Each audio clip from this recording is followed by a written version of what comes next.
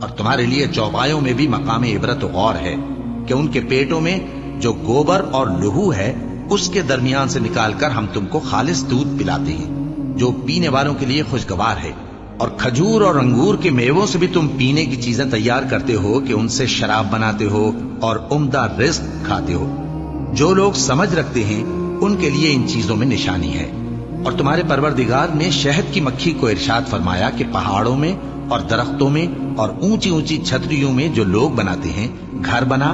پھر ہر قسم کے میوے کھا اور اپنے پروردگار کے صاف رستوں پر چلی جا۔